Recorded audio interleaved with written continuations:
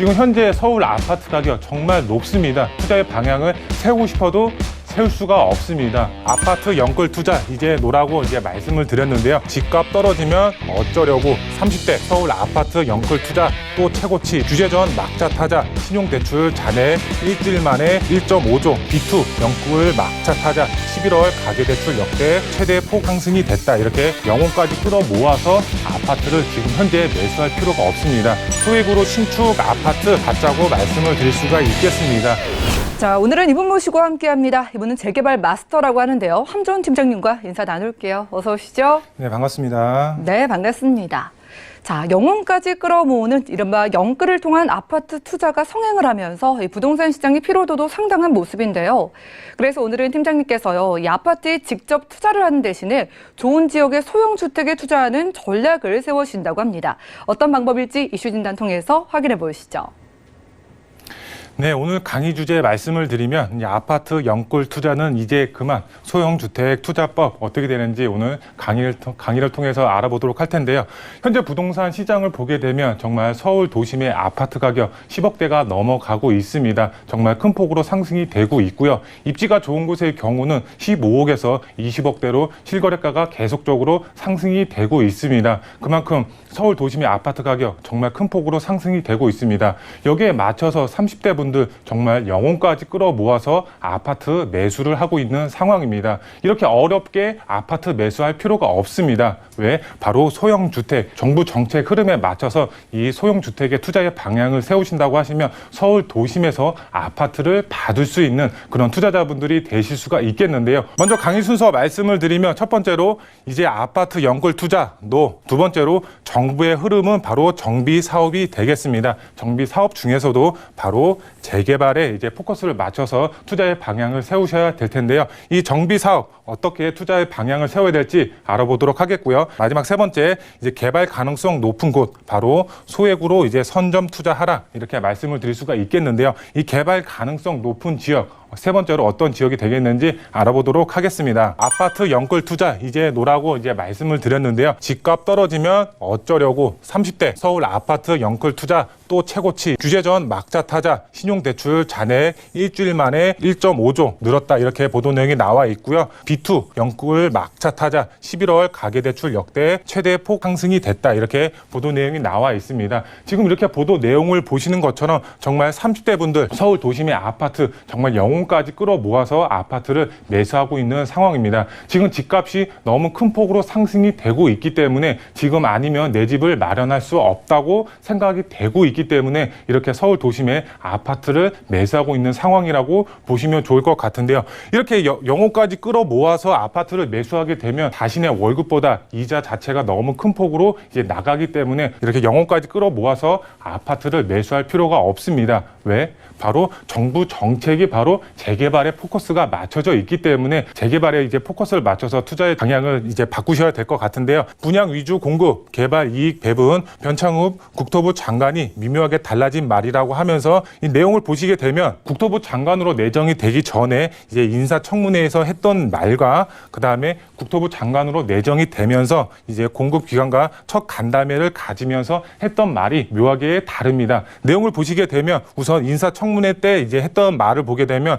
공공주도 정비 사업과 공공전세형 공급 주택 공급을 차질 없이 추진하고 맞춤형 공공주택 공급을 지원 강화하겠다. 이렇게 내용을 밝혔습니다. 인사청문회에서 이렇게 내용을 발표했는데 이 내용을 보시게 되면은 서울 도심의 공급 자체가 부족하기 때문에 이 공공주도 하에 공공 재개발을 통해서 서울의 주택을 공급하겠다. 이렇게 이제 인사청문회 때 말을 했었습니다. 하지만 간담회를 가질 때 했던 말은 신규 공급되는 주택은 국민이 원하는 바로 분양, 아파트 중심으로 공급해야 한다. 이렇게 말을 바꿨습니다. 주택 공급 확대는 공공 역량만으로 이루어질 수가 없으며 민간 기관 모든 역량을 집결시켜야 된다. 이렇게 말을 묘하게 바꿨습니다. 이 말을 종합해 봤을 때 바로 이제 국토부 장관이 공공 재개발 재개발뿐만 아니라 이제 민간 재개발을 통해서 국민이 원하는 분양 아파트 중심으로 분양을 하겠다. 이제 영혼까지 끌어모아서 아파트를 지금 현재 매수할 필요가 없습니다. 정말 지가가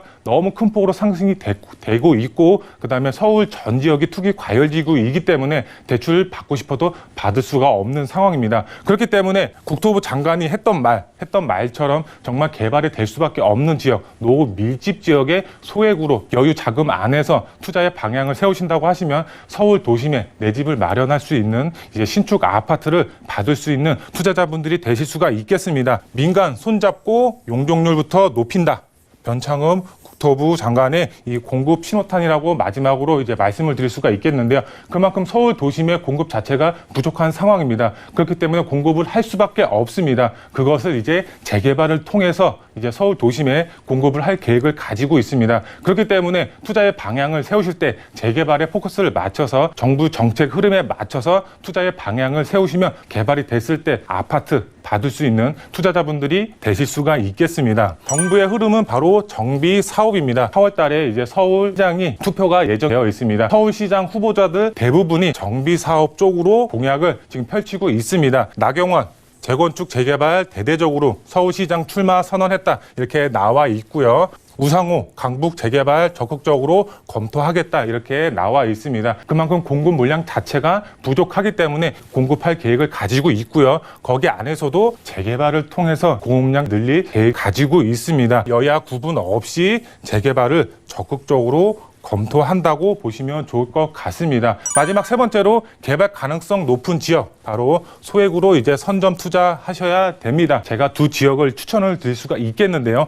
먼저 첫 번째로 바로 연신내 역세권이라고 할 수가 있겠습니다. 연신내 역세권, 지금 GTX A 노선이 지금 착공에 들어갔습니다. 3, 4년 후에 개통이 예정이 되어 있습니다. 정말 최고의 교통 호재라고 보시면 좋을 것 같은데요. 연신내 역세권, 지금 3호선과 6호선, 현재는 더블 역세권이지만 GTX A 노선으로 인해서 트리플 역세권으로 변모하는 지역입니다. 이 GTX 노선 정말 최고의 교통 호재라고 보시면 좋을 것 같습니다. 지가 상승 정말 큰 폭으로 가져다 줄 수 있는 최고의 교통 호재라고 보시면 좋을 것 같은데요. 연신내 역세권 주변으로 다양한 정비 사업들이 활발하게 추진이 되고 있습니다. 하지만 정작 중요한 연신내 역세권에 아파트가 없습니다. 정말 연신내 역세권 주변 노밀집 지역입니다. 개발을 해야 되고 해야만 할 수밖에 없는 지역이라고 보시면 좋을 것 같고요. 이 지역, 일부 지역에서는 정말 재개발을 하기 위해서 이 주민들 자체가 움직이고 있는 상황입니다. 그렇기 때문에 이런 지역에 투자를 하셨을 경우 정부 정책의 흐름에 맞춰서 정말 개발이 될 수밖에 없는 지역이라고 보시면 좋을 것 같습니다. 연신내 역세권 최고 가까운 아파트가 바로 북한산 힐스테이트 7차 아파트가 되겠는데요. 도보로도 15분에서 20분 상당히 멀리 떨어져 있는 아파트가 되겠습니다. 하지만 주변으로 아파트가 없습니다. 정말 개발이 될 수밖에 없고 개발이 된다고 하면 정말 GTX A 노선의 교통의 호재까지 받을 수 있는 지역이기 때문에 정말 지가 상승 정말 크게 이루어질 수 있는 그런 지역이라고 보시면 좋을 것 같고요.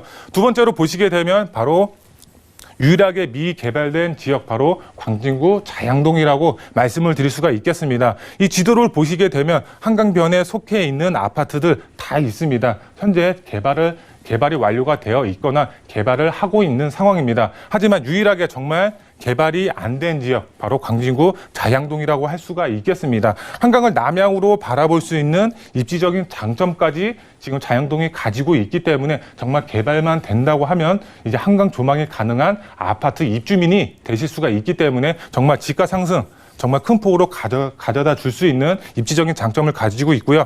아래쪽으로 보시게 되면은 정말 강남의 접근성 상당히 탁월합니다. 강남의 개발 호재 정말 받을 수 있는 지역, 바로 광진구 자양동이라고 보시면 좋을 것 같습니다. 개발 호재 그리고 한강변의 이점까지 가져갈 수가 있는 지역이기 때문에 개발만 된다고 하면 지가 상승 정말 크게 가져갈 수 있는 지역이기 때문에 투자의 방향 세우실 때 이 연신내 역세권과 광진구 자양동 투자의 방향을 세우신다고 하시면 정말 정부의 정책 흐름에 맞춰서 재개발에 포커스가 맞춰져 있기 때문에 이런 노후 밀집 지역에 투자를 하신 경우 신축 아파트 받을 수 있는 그런 투자자분들이 되실 수가 있겠습니다. 마지막으로 투자 포인트 3가지로 말씀을 드릴 수가 있겠는데요. 먼저 첫 번째로 입지가 좋은 곳은 절대 배신하지 않는다. 이렇게 말씀을 드릴 수가 있겠습니다. 입지가 좋은 것 제가 말씀을 드렸죠. 바로 최고의 교통호재에 있는 GTX 노선입니다. 연신의 역세권이라고 할 수가 있겠고요. 그리고 두 번째로 한강변, 광진구 자양동이라고 말씀을 드릴 수가 있겠습니다. 이 두 지역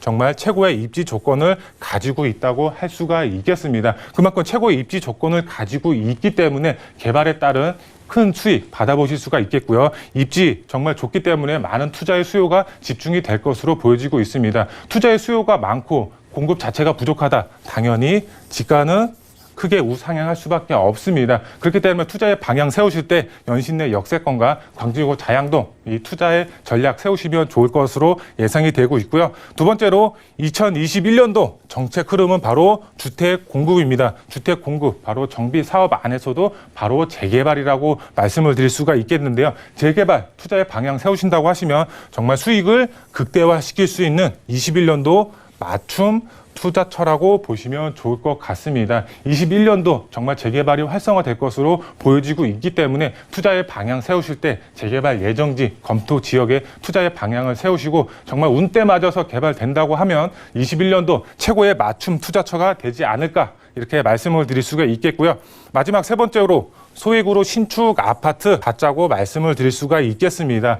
지금 현재 서울 아파트 가격 정말 높습니다. 투자의 방향을 세우고 싶어도 세울 수가 없습니다. 그만큼 현금 부자들 지금 잔치라고 할 만큼 아파트 매수하기 정말 힘든 상황이 되겠는데요. 정부 정책 흐름 자체가 이제 재개발에 맞춰져 있기 때문에 이렇게 소액으로 이제 투자의 방향 세우실 수가 있기 때문에 이런 이제 연신의 역세권과 이제 광진구 자양동 투자의 방향을 세우신다면 서울 도심에서 신축 아파트 받을 수 있는 그런 투자자분들이 되실 수가 있겠습니다.